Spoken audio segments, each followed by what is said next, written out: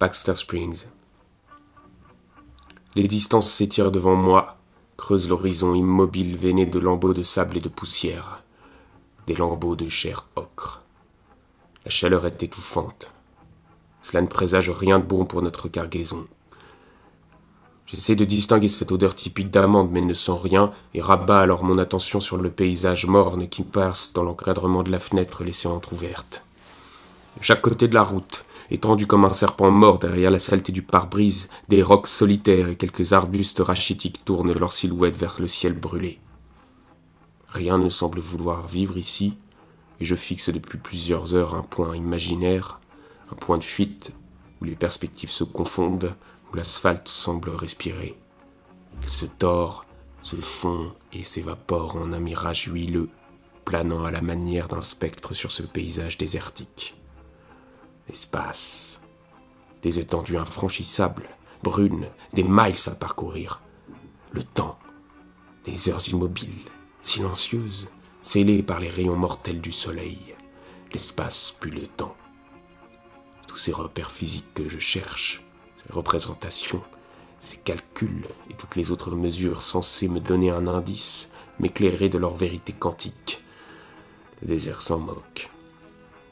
Tous ces repères s'estompent et l'impression d'évoluer sur un tapis roulant immuable persiste dans mes chairs.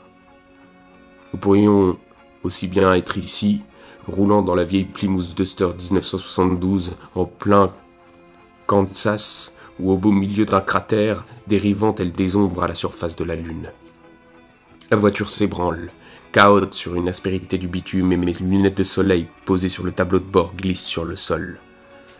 L'intérieur est en cuir souple, teinte vert métallisé, ou plutôt amber Sherwood, comme le stipulait la plaquette du concessionnaire.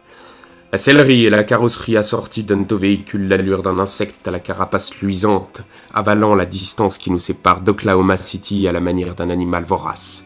Nous roulons depuis l'aube, départ Philadelphie, une brève halte au niveau de Columbus, et voilà maintenant près de 17 heures que nous errons au travers des États-Unis. La tempête annoncée n'est finalement pas venue. J'aurais dû louer une décapotable. Il nous reste encore 3 heures, 227 miles à parcourir avant d'atteindre l'America's Value Hotel, notre point de chute. Une suite nous attend là-bas. Ce sera mon dernier congrès, dernier rassemblement avant notre aller simple pour Johnstown en Guyane. Morgantown, Bakersburg, Daytown, Richmond, Greenwood, St. Louis. Les noms des villes que nous avons traversées défilent dans mon esprit, se superposent, s'entrecroisent, s'impriment comme le fantôme d'une carte trop manipulée sur ma rétine alors que je me plonge dans l'examen circonspect de mon reflet sur la vitre. Je connais ce visage par cœur, dans ses moindres recoins, dans ses moindres défauts. Des joues bouffantes, le front large, le menton fuyant, les arcades proéminentes et presque vides sous des sourcils blonds, transparents. Est-ce vraiment mon visage que je contemple, ou bien celui que les autres attendent? Ce visage aux airs de prêcheur presbytérien, celui que mes disciples adulent, glorifient de manière aveugle. Ne leur ai-je pas déjà tout donné? Ma voix, mes pensées, mes livres, ma vie. Ce visage ne m'appartient plus, ils se le sont appropriés. Bien sûr, je les ai laissés faire. Je souris malgré moi à la vitre qui me renvoie l'image d'un homme fatigué, la peau dure, striée de rides comme celle d'un cuir tanné. Je me concentre et je souris de nouveau. Voilà, je peux encore le faire. C'est ce masque que je dois porter, bien plus accablant que les séminaires, que ces voyages aux 4 coins du monde, plus pesant encore que l'est ma responsabilité de père, que les regards embués d'admiration et d'espoir qui se posent sur moi, c'est ce masque qui me pèse, qui résonne au fond de moi et se transforme en une matière dure, tangible, qui m'entraîne avec elle au fond de ma vie intérieure. Je m'enfonce dans cette trappe, et quand je regarde en haut, je ne vois aucune raison de remonter. Il y a 20 ans, peut-être même 10, tout cela avait encore un sens. Mon œuvre, mon église, mon prophète. mais désormais enfermé dans cette boîte de métal louée à un prix exorbitant, expression banale et mortelle du désir matériel d'un vieil homme sur le déclin, je me sens terne, désillusionné par mes propres rêves. Des rêves, j'en avais pourtant, et des grands. Construire, fédérer, inspirer. Je ne peux pas dire que je sois passé à côté. J'ai accompli beaucoup de choses, bien plus que la plupart des hommes. Mais aujourd'hui, alors que nous filons sur les routes d'un rêve plus ancien, sur ces routes immenses et sèches qui suggèrent l'infini, l'éternel, je perçois mon propre aboutissement, l'inéluctable contrainte de mon chemin, et je sais désormais que les jours qu'il me reste me condamnent à vivre en deçà de ce que j'ai été. Les instants de joie, de bonheur extatique que j'ai vécu se sont dissipés dans mon fluide cérébral, estompés par des années d'efforts, de travail, qui m'empêchent aujourd'hui de les considérer à leur juste valeur, de les ressentir autrement que quelque chose d'extérieur à moi-même.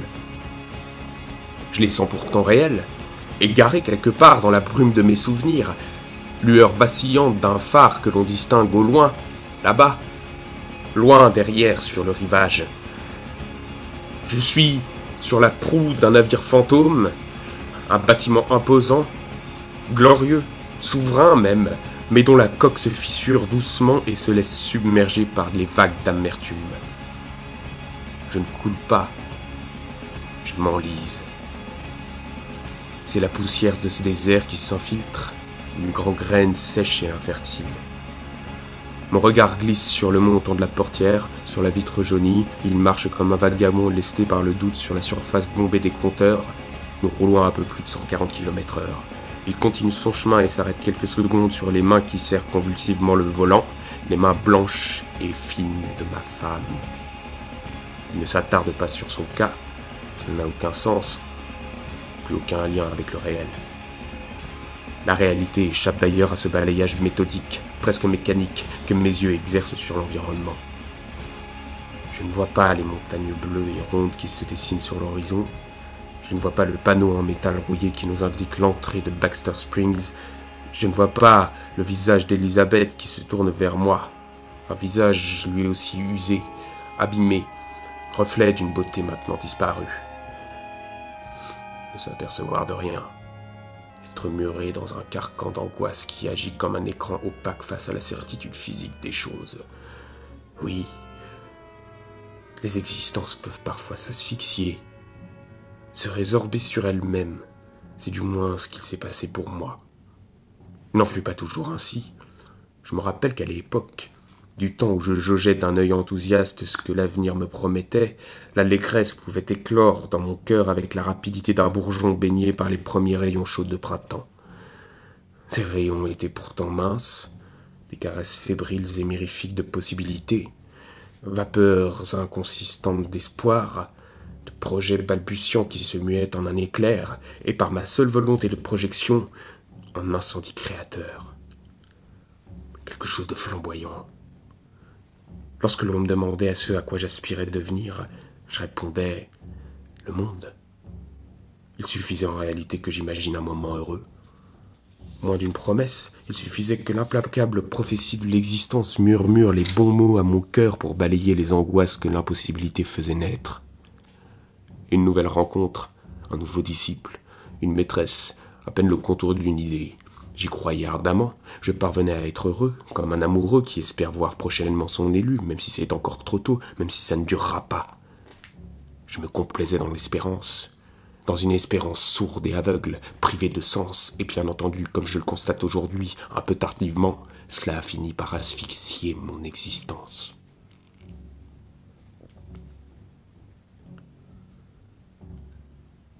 La suffocation des sens. Elle semble se propager dans l'habitacle, se fondre avec cette tiédeur étouffante qui nous poursuit depuis près de 18 heures. Sursaut de torpeur, bruit creux d'hésitation, la Plymouth Duster commence elle aussi à s'encombrer et émet quelques crissements plaintifs. Nous sommes en plein milieu du désert, nous allons bientôt tomber en panne d'essence, me fait alors remarquer Elisabeth d'une voix lointaine. Cette phrase me réveille un peu et je me redresse difficilement, abandonnant avec une certaine réticence la saleté de la vitre sur la surface de laquelle mes réflexions post-existentielles se projetaient, une salissure dans laquelle se confondait si bien mon âme. Nous traversons des rues vides, balayées par un vent fait de soufre et de microscopiques grains de silice acérés et virevoltants. Leur balai brunâtre, quasi inconsistant que provoque le passage de la voiture, insuffle à ces lames de rasoirs invisibles un mouvement organique, une valse avide de chair qui se déchaîne dans notre sillage. Ce vent corrosif semble d'ailleurs racler le paysage, éroder les façades des maisons jaunes et grises, rouges et blanches, grandes et abandonnées, et façonne depuis des années la silhouette de cette ville fantôme, délaissée de toute vie, comme autant de carcasses évidées que laissa derrière elle la dévastatrice ruée vers l'or. Ce vent, ce souffle brûlant, je le sais, je le ressens, aimerait ronger notre viande. Après plusieurs allers-retours dans ces rues désertes, nous tombons enfin sur un panneau indiquant la seule station-service de Baxter Springs à la sortie de la ville. Agonisante, la voiture finit sa course à quelques mètres de la station et je suis obligé de sortir pour pousser le monstre rutilant jusqu'aux bornes d'essence. Elisabeth souhaite acheter quelque chose à manger. Elle est épuisée, me souffle-t-elle. Une main sur la poignée de la porte passager, je me propose de la relayer et de faire le plein. Non, non, chérie. Tu dois te reposer. Tu as une journée importante demain, la plus importante de ta vie. Finit-elle par articuler hésitante. Je t'en prie, fais-moi plaisir. Repose-toi, déclare-t-elle avec un peu plus d'assurance. Son dévouement faisant vibrer de manière touchante le timbre cristallin de sa voix. Son dévouement faisant vibrer de manière touchante le timbre cristallin de sa voix. J'hausse les épaules et m'enfonce dans le siège. Après tout, elle me suit depuis mes débuts. Elle me pardonne tout et me protège des autres. Elisabeth était le bouclier dont tout homme de pouvoir a besoin. Un rempart froid et dur, dressé contre un monde qui me rejette désormais. Elle essaye tant bien que mal de me préserver de moi-même. Les muscles endoloris par ce long voyage, le ventre nauséeux, je cale de nouveau ma tête contre la vitre et essaie de faire le vide. Ce n'est pas difficile en fin de compte. L'obscurité dans laquelle ma conscience s'est plongée en ressassant ainsi mes souvenirs, en faisant ressurgir à la manière d'un remous fétide les quelques résidus de doute et de peur qui subsistaient à la surface de mon esprit, comme ces introspections morbides et dégradantes que j'impose aux novices souhaitant rejoindre l'ordre et finalement parvenus à m'anesthésier. Ivre de moi-même, je me laisse alors absorber sans grande difficulté dans la contemplation sans objet du goudron surchauffé. Il s'étale grassement de la portière jusqu'à la vitrine assombrie de la boutique, où, telle une ombre bienveillante, Elisabeth choisit avec soin, selon mes goûts, les substances nutritives censées alléger mes peines. Son lointain mirage rassurant est alors brisé par le capot rouge d'une berline se garant à mes côtés. C'est la première voiture habitée par des êtres vivants que nous croisons depuis notre arrivée chaoteuse dans cette ville. Le chauffeur, un homme corpulent affublé d'un chapeau de cow-boy ridicule et portant d'une manière non moins grotesque une énorme moustache blonde tombante, sort de la voiture et déplace pareil champ de vision. C'est à cet instant que je la vois apparaître. Je vois d'abord qu'un mouvement, un flou charnel qui bouge, puis ce mouvement se transforme en silhouette, cette silhouette en jambes, fines et bronzées, ces jambes en une portion souple de corps battant la mesure d'une musique que je n'entends pas. Un pied, voluptueusement cambré, expose au soleil des orteils malmenés, un peu sales, où subsiste encore l'écaille d'un vernis rouge depuis longtemps émaillé. La cheville est souple, remue en décrivant de rapides arcs de cercle dans l'air. La malléole gauche que j'aperçois à travers la vitre roule gracieusement sous une peau élastique, parfaite.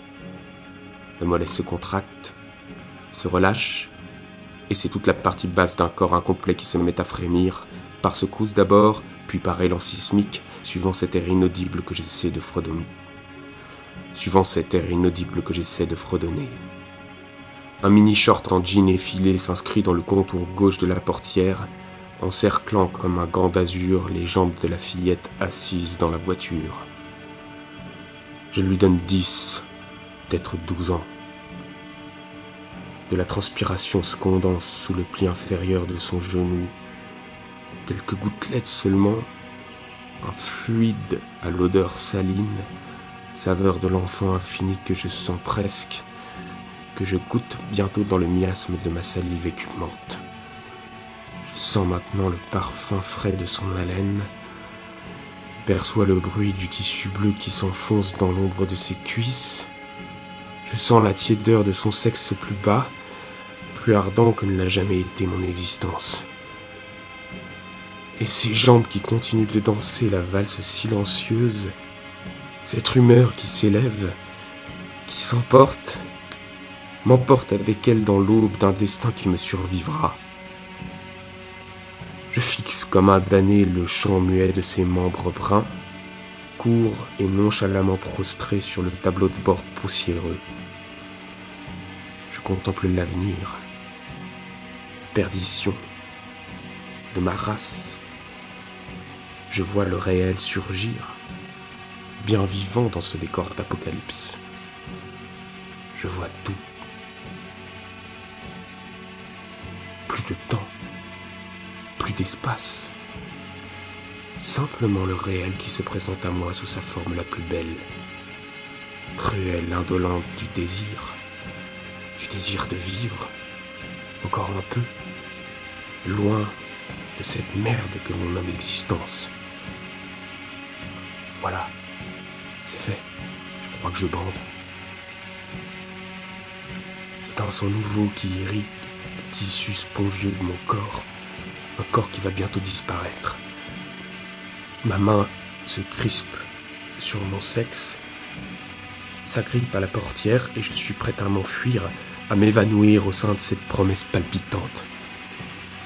Je plaque mon crâne contre la vitre, mes globes oculaires sortent de leurs orbites, épousent chaque contour, chaque forme, chaque vibration. Je suis prêt maintenant, je peux encore succomber au pardon. Le pardon de ton corps, l'absolution de ton être, la promesse d'une ère nouvelle, comme celle que j'imaginais avant, bien des années avant ta naissance. Le pardon encore, ou bien la sentence de tes yeux noirs. Des yeux noirs qui apparaissent subitement devant moi. Ils me scrutent, surpris, jeune, beau, essentiel. Ils me scrutent et comprennent brusquement, avant de disparaître et de figer mortellement ma réalité.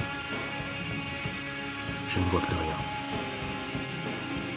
Immobilité de ma main, suspension de mon cœur, gel subitement glacial et distant de la danse. La voiture démarre, s'éloigne et laisse un vide entre moi et le goudron, toujours bouillant, toujours graisseux. L'épilogue de ma vie qui file entre mes doigts humides, les phalanges blanchies qui se crispent dans l'air, qui ne saisissent rien, qui soupèsent ma désillusion et le poids de son vertige au creux de ma main.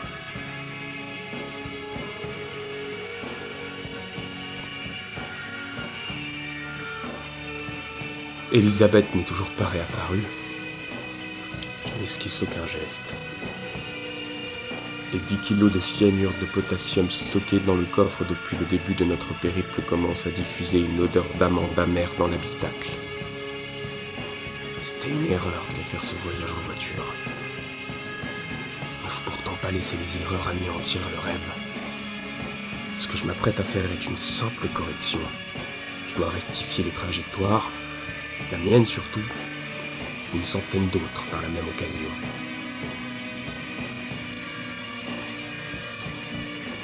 Je m'appelle Jim Jones, pasteur, prêcheur hors pair.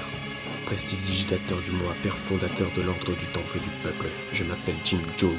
Je suis le créateur d'une société parfaite et en cette veille du 18 novembre 1978, je m'apprête à organiser le plus grand suicide collectif de l'histoire. Je m'appelle Jim Jones et j'aurais voulu épargner à cet enfant le souvenir de mon visage.